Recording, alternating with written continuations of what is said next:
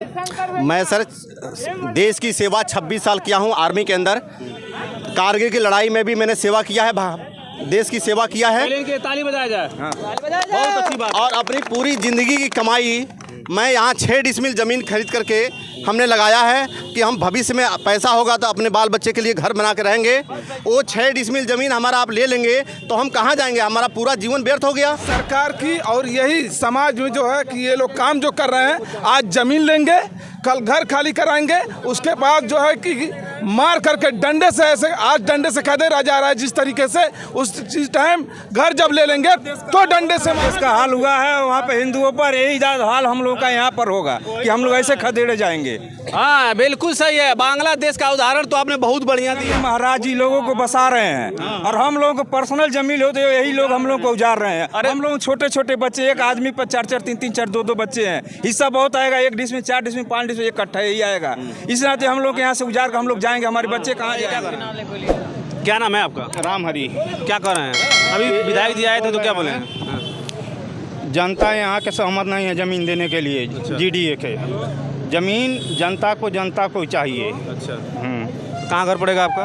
तकिया मेदनीपुर। क्या हो रहा है? गवर्नमेंट क्या कर रही है? ले रहा है, हम लोग को ज़मीन ले रहा है, यहाँ से हटाना चाह रहा है। इसके बदले आपको कुछ पैसा वैसा मिला कि नहीं मिला? पैसा वैसा हम लोग को नहीं चाहिए। अच्छा, हम लोग को ज़मीन चाहिए बस। अभी आप लोगों को बता दें, इस समय हम लोग कुसमी और माड़ा पार्क के बीच में गोबरैया चौराहा है और यहाँ पे चौरी चौराहा के माननीय विधायक सरवन निषाद जी भी आए थे। और जो यहाँ किसान इकट्ठा हुए हैं, इन लोगों की क्या बात है, ये लोग क्या चाह रहे हैं गवर्नमेंट से, तो भाई साहब से हम जानेंगे क्या है, क्या मुद्दा है आप लोगों का? मुद्दा है कि जीडीए हम लोग की ज़मीन लेना चाहे। जो छोटे छोटे काश्तकार हैं जो कि 2 डिसमिल, 4 डिसमिल, 5 डिसमिल यही ज़मीन है, जिनके बच्चे 4 हैं, 5 हैं और उसको सरकार लेनी चाह रही है, हम लोग देना नहीं चाह रहे हैं। तो अभी तो अच्छा, इसको लेकर के बैठक हुआ था कि नहीं जीडीए के अधिकारियों से और किसानों से? हुआ था बात। तो क्या कर रहे थे लोग? तभी लोग नहीं तैयार थे। आज सरकार जबरदस्ती लेनी चाहती है, तो जबरदस्ती। आप लोगों को बता दें, सरकार देश में बनाया किस लिए जाता है? जो यहाँ की आम जनता है उनका देखभाल करने के लिए, उनको क्या समस्या है उन समस्याओं का निदान करने के लिए। लेकिन यहाँ जो गवर्नमेंट है वो ज़बरदस्ती जो है किसानों से उनकी ज़मीनों को ले रही है और जब ये इनका विरोध कर रहे हैं तो इनके ऊपर कार्रवाई करने की धमकी भी दी जा रही है। अभी आपको बता दें, यहाँ पे चौरी चौरा के विधायक आए थे, उनसे बात भी हमने किया तो कह रहे हैं कि इस पर हम कोई बाइट नहीं दे सकते हैं। अब यदि विधायक, सांसद, मंत्री अगर किसानों के लिए नहीं खड़े होंगे तो आम जनता किसके पास जाएगी? आपको बता दें कि पिछले 3-4 सालों से ये मुद्दा चल रहा है। कोनी एक गांव है, आप लोग सुने होंगे, पेपर में हर बार आता है, वहाँ पे बैठक होती है, लेकिन किसान संतुष्ट नहीं है। तो अभी आप लोगों की मांग क्या है?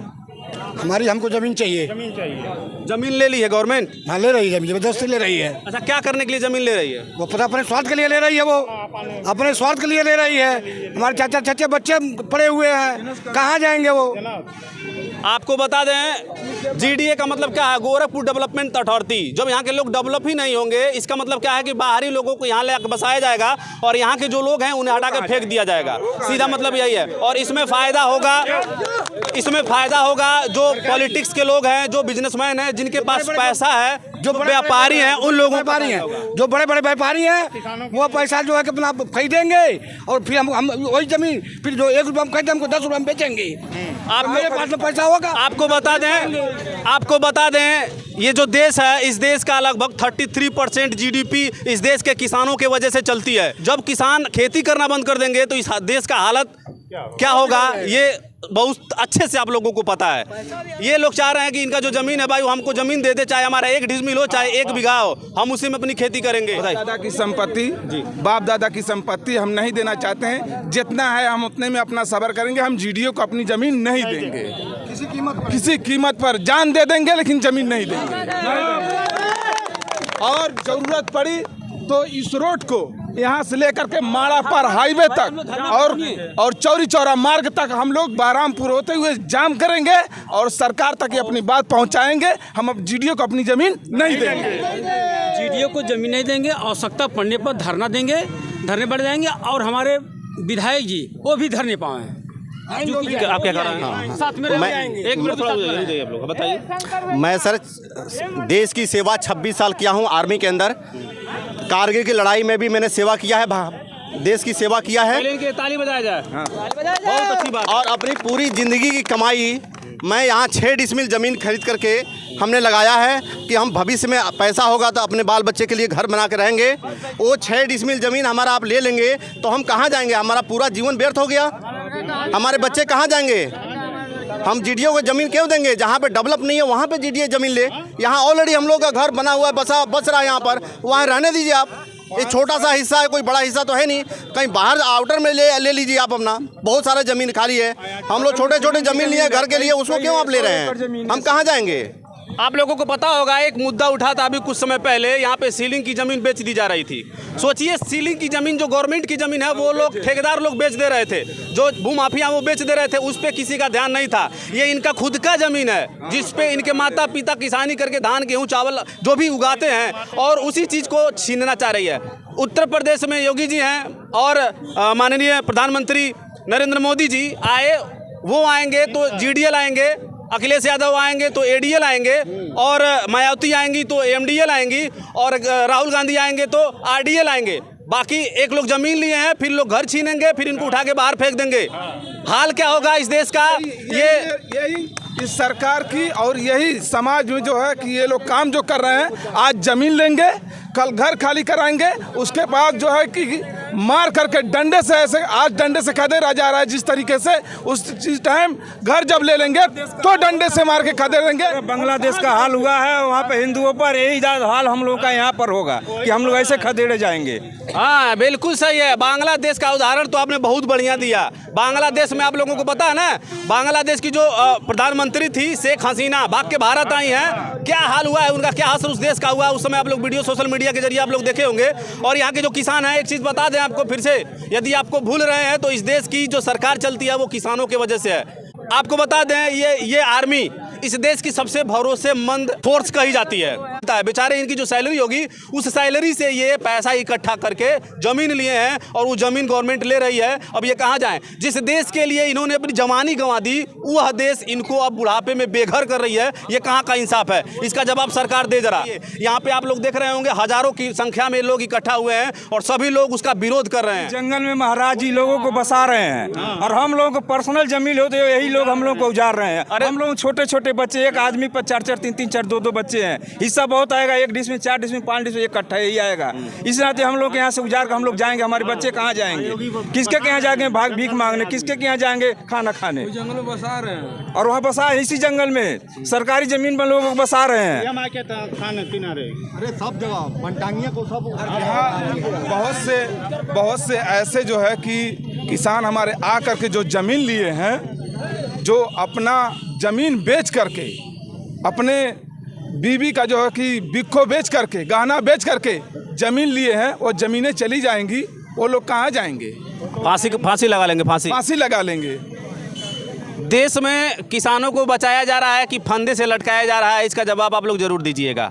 क्योंकि ये जो लोग हैं ये जानबूझ करके नहीं, इनके अंदर से, इनके दिल से ये दुख है जो निकल रहा है, दर्द निकल रहा है, सामने लोगों को दिखाई दे रहा है। लेकिन ये जो सरकार है कान में तेल और रुई डाल करके सोई हुई है। अब किसान मरे या बचे या क्या करें, उनसे कोई मतलब है, उन्हें बस ज़मीन चाहिए तो चाहिए। अरे भाई 4 लेन बना रहे हैं यहाँ पे, आप लोग पता होगा, आपको बता दें अभी यहाँ 2 किलोमीटर के अंदर में उसी ठेकेदार, जो भ्रष्ट ठेकेदार है, उन लोगों की वजह से अभी 2 बच्चे यहाँ डूब के मरे हुए हैं। यहाँ पे एक पुलिया डाले थे सब, 3-4 भैंस यहाँ पर उसमें फंस के मर गई। एक औरत थी, एक बच्ची थी, आपको बता दें जेसीबी से गड्ढा खोदे थे लोग, उसमें वो डूब के मर गई। और आपको बता दें इन्हीं लोगों की लापरवाही है, जहाँ गड्ढा खोदे वहीं छोड़ दिए, जहाँ पे कंस्ट्रक्शन का काम किया आधा वहीं पे छोड़ दिए, और इसके वजह से कितना नुकसान हो रहा है ये चीज़ें आप लोग भी देख रहे होंगे, न्यूज़पेपर में भी पढ़ रहे होंगे आप लोग। क्या मुद्दा है आप लोगों का और क्या चाह रहे हैं आप लोग? देखिए, गोरखपुर जीडीए प्राधिकरण जो है मनमानी तरीके से किसानों को प्रताड़ित कर रही है। कोई किसान का सहमति नहीं था। 3 बार वो लोग आए, कष्टकारों से मिले, कोई कष्टकार अपना ज़मीन देने के राजी नहीं हुआ। उसके बाद भी यह ने गाता संख्या सबका उजागर कर दिए। उजागर करने के मतलब अपना माननीय मीडिया के माध्यम से मनमानी तरीके से दैनिक जागरण में प्रताड़ित कर दिए। उसके बाद धारा 4 कर दिए। अब धारा 4 उनको वापस करना चाहिए, किसान के सहमति नहीं तो धारा 4 क्यों कर दिए? आगे 6 करेंगे, वो अपना प्रक्रिया तेज कर रहे हैं। अगर किसान अभी शांतिपूर्वक है और नहीं मानेंगे तो किसान भाई जो भी करना रहेगा, धरना प्रदर्शन करेगा, रोड जाम करेगा, जो भी मनमानी कर सकता है। क्या नाम है आपका?